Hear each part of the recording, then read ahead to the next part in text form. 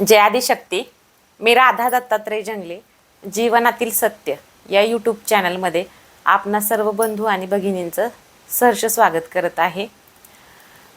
मित्रांनो आणि बंधू भगिनींनो, बघा, जर चॅनलवरचे व्हिडिओ तुम्हाला आवडत असतील, विषय आवडत असतील, तर व्हिडिओला नक्की लाईक करायचे, शेअर करायचे आणि सर्वांपर्यंत ही व्हिडिओ पोहोचण्याची दैवी सेवा करायची आहे.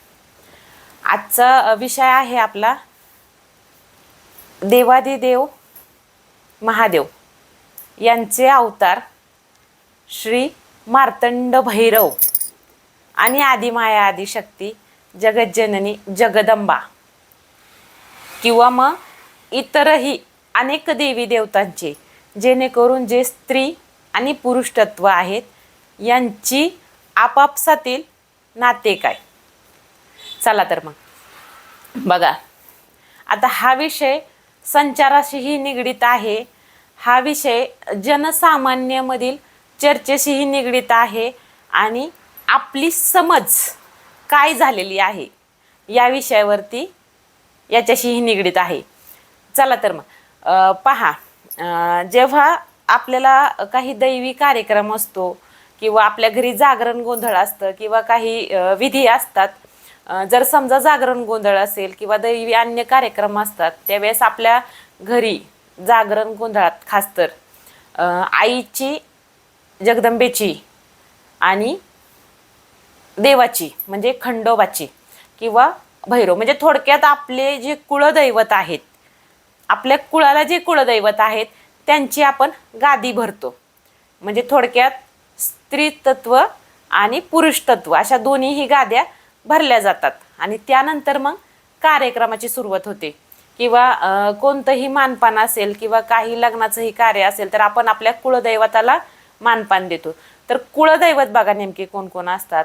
जे भैरव रूपामध्ये असतात ते सर्व आपले कुळदैवत असू शकतात किंवा शिवरूपी जेवढे देव आहेत भैरव रूपामधले, मार्तंड भैरव म्हणा आपले, किंवा मग कालभैरव म्हणा, भैरवाची जेवढी अवतार आहेत ती सगळी आपली कुळदैवता असतात. आणि आदिशक्ती जगदंबेची जेवढी अवतार आहेत ती आपली कुळदेवी असते. प्रत्येकाच्या कुळाला, अवघ्या महाराष्ट्राची कुलस्वामिनी जगदंबेचे अवतार असतात. तर ज्याच्या त्याच्या पद्धतीने आपण प्रत्येक कार्यक्रमात ज्याला त्याला मानपान देत असतो.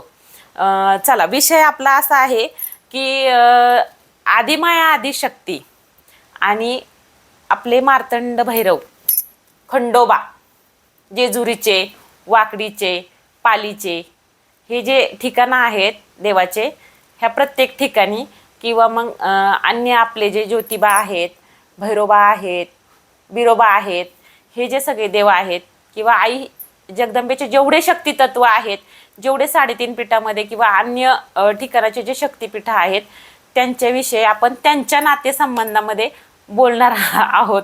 ठीक आहे. तर तुम्ही म्हणाल की ताई काही त्यांच्या कुळात न होत्या का, की ताईंना त्यांचे नातेसंबंध माहिती आहेत. पण तसं नसतं.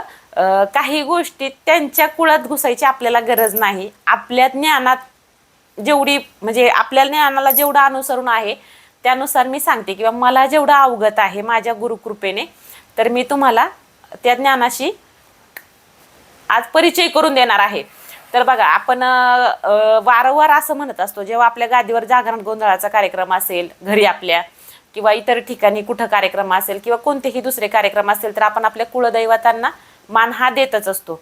पण त्यावेळेस काय होतं माहिती आहे का, संचार अवस्थेत म्हणा किंवा सर्वसाधारण अवस्थेत म्हणा, बघा, एखाद्या स्त्रीला किंवा पुरुषाला वारं आलं किंवा अन्य काही गोष्टीत जेव्हा वारं येतं तेव्हा जर स्त्रीला वारं आलं, आईचा असू दे, खंडोबाचा असू दे किंवा आणखी कोणत्या देवाचा असू दे, तेव्हा जर समजा काही ते भाकीत सांगत असतील किंवा बोलत असतील, त्यावेळेस जेव्हा त्यांना विचारलं असेल की आई कार्यक्रमाचं व्यवस्थित झालंय का किंवा अजून काही अडीअडचणी आहेत का, घरात काही प्रॉब्लेम आहेत का, कशामुळे हे अडीअडचणी येतात, तर तेव्हा बघा, संचार असलेली व्यक्ती असं सांगते, जर त्यांना आईचं वारा असेल म्हणजे देवीचं वारा असेल आणि अडचण जर कुळदेवाचं म्हणजे समजा खंडोबाचं किंवा मग ज्योतिबाचं किंवा भैरोबाचं म्हणजे पुरुष तत्वाची जर काही अडचण असेल तर ती वारेवाली व्यक्ती अशी बोलते, किंवा मग जी समोरची व्यक्ती आहे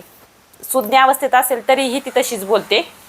जे महाराज बाबा बुवा असतील तेही तशीच बोलतात, किंवा जनसामान्य जनता ही तशीच बोलते की तुला तुझ्या भावाचा आडवा आहे.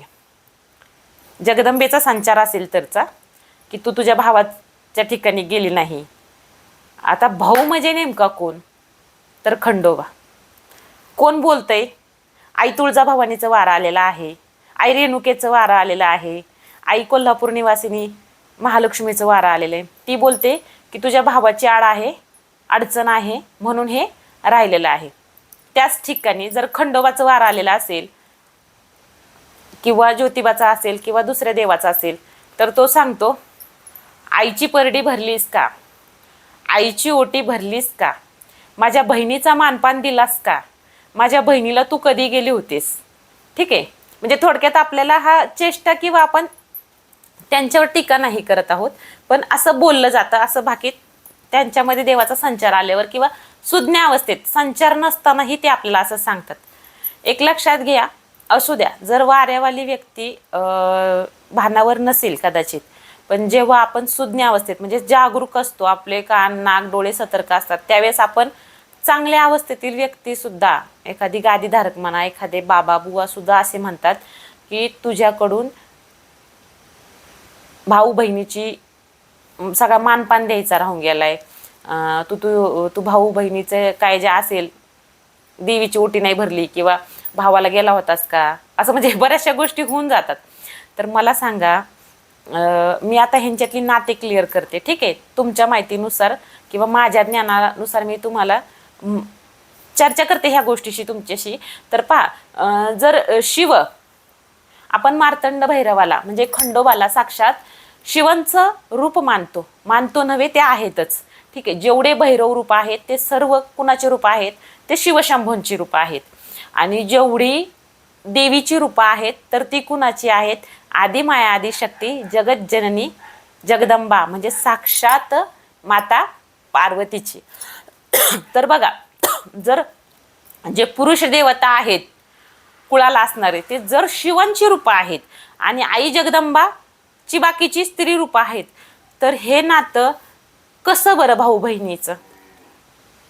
ठीक आहे ना, माझ्या तर कल्पनेच्या बाहेर आहे. जगदंबा आणि शिवाशी निगडीत ही नातं आहेत, तर मग ह्या रूपामध्ये ते कसे भाऊ बहीण झाले, नाही होऊ शकत ना. हा एक पॉइंट. दुसरा पॉइंट असा बघा, आदिमाया आदिशक्ती जगदंबा म्हणजे माता पार्वती श्री हरी विष्णूंना भाऊ मानत होत्या, नारायणांना. ठीक आहे, तर मग ह्यांची जर रूपं असती कुलदेवताला लागून तर यादा कदाचित ते भाऊ बहीण झाले असते. आदिमाया आदिशक्ती महालक्ष्मी आणि शिव हे एकमेकांना भाऊ बहीण म्हणजे संबोधले जातात, आहेतच म्हणजे मुळात, तर मानतात ते एकमेकाला. तर त्यांची तत्व जर रूप घेऊन आली तर ते भाऊ बहीण मानले असते, म्हणजे त्या गोष्टी त्या ठिकाणी ठीक असतात. पण असं हे शक्य नाही, म्हणजे वास्तविक रूपामध्ये ते पती पत्नी आहेत आणि रूप घेतल्यानंतर ते भाऊ बहीण कसे काय होऊ शकतात, ही अधिकार आपल्याला कोणी दिली नाही ना. ते त्यांची रूपं आहेत फक्त, आणि रूप बदलल्यानंतर ते भाऊ बहीण नाही होऊ शकत, कारण ते दैवी तत्व आहे. तुम्ही म्हणाल ते देव आहेत, ते काहीही करू शकतात, पण देव आहेत तर त्यांना त्यांच्या तत्वाची, त्यांच्या कर्तव्याची, त्यांच्या रूपाची आणि त्या रूपात आल्यानंतर त्या प्रत्येक गोष्टीची त्यांना जाण आहे. ते देव आहेत, देवाकडनं चुका नाही होत. ठीक आहे, त्यांना काही कारणास्तव रूप घ्यावं लागलेलं आहे.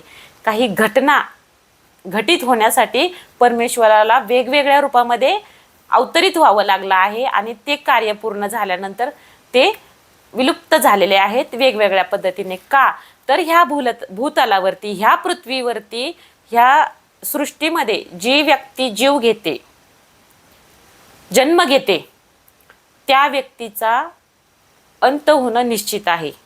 जन्मास येते म्हणजे तिचा मृत्यू हा निश्चित आहे, एक कालखंड आहे, त्या वेळेत ती व्यक्ती जाणारच आहे. तर मला सांगा कुठं चुकतो आपण?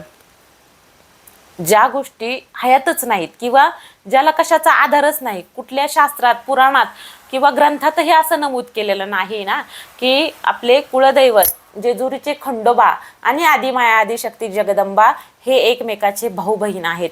तर मुळात ही व्याख्या आणि हे वाक्य किंवा ही गोष्ट चुकीची आहे. उगीच नको त्या ठिकाणी नको ती नाती जोडू नका. असं काही एक नाही. ते देव आहेत, त्यांचे दैवी तत्व वेगळे आहेत. शिव आणि शक्तीची आपण गादी भरतो, ठीक आहे. म्हणजे दोन्ही तत्वाला आपण आमंत्रित करतो. म्हणजे मुळात पूर्ण ब्रह्मांड, पूर्ण विश्व ह्या तत्वांनी बनलेलं आहे आणि ह्या तत्वाचा आधार आहे. तर उगीच नको त्या गोष्टीला खतपाणी घालू नका. बहीण भाऊ ही संकल्पना पूर्ण वेगळी आहे. शिवशक्ती एक मिळून एक पूर्ण तत्व होते, ठीक आहे. अर्धनारी नटेश्वर आहेत ते. मग त्यामुळं पती पत्नी आहेत ते आणि नात्याचं देणं घेणं नाही. आपल्यासाठी ते आपले आराध्य आहेत. मग ते कोण आहेत ह्याचा उलगडा करत बसण्यापेक्षा तर ते आपले आराध्य आहेत, आपल्या कुळाला लागून आलेले आहेत. नसलेल्या गोष्टींना महत्त्व द्यायचं नाही, ठीक आहे. तर बघा, मला जेवढं ज्ञान आहे किंवा मला जेवढं अवगत आहे त्या गोष्टींनी मी ह्या गोष्टी पूर्णपणे क्लिअर केलेल्या आहेत किंवा मांडलेल्या आहेत तुमच्यासमोर. याच्याही व्यतिरिक्त प्लस पॉईंट जर तुम्हाला काय ज्ञान असेल तर छान, मलाही त्या ज्ञानाशी अवगत करून द्या. पण आपण कुठंतरी चुकतो म्हणून मला हा व्हिडिओ बनवावासा वाटला. देवदेवाच्या ठिकाणी, भक्तीच्या ठिकाणी आणि आपली मतं आपल्या ठिकाणी आहेत, ठीक आहे. आपल्याला हवं ती नाती आपण परमेश्वरावरती लादू शकत नाही. बघा बंधू आणि भगिनींनो, व्हिडिओ जर आवडत असतील तर लाईक करा, शेअर करा, सबस्क्राईब करा. आणि व्हिडिओवरती जर तुम्हाला काही चुका जाणवत असतील, माझ्याकडनंही काही चुकत असेल तर तुम्ही कमेंट बॉक्समध्ये सांगू शकाल. मला सुचवा नवनवीन विषय, तर मी नवनवीन विषयांवरती व्हिडिओ घेऊन येत चालेल. सध्या तरी मी खूप छोट्या छोट्या गोष्टींवरती तुमच्याशी बोलत आहे. आणखी जर तुम्हाला काही विषय सुचत असतील तर कमेंट बॉक्समध्ये नक्कीच मला कमेंट करा. मला आध्यात्मिक आणि घरगुती अडचणी संबंधित तुम्हाला जर काही चर्चा करायची असतील, प्रश्न असतील तर डिस्क्रिप्शन बॉक्समध्ये माझा खाली नंबर दिलेला आहे. तुम्ही मला फोन करू शकता, मेसेजही करू शकता. जय आदिशक्ती.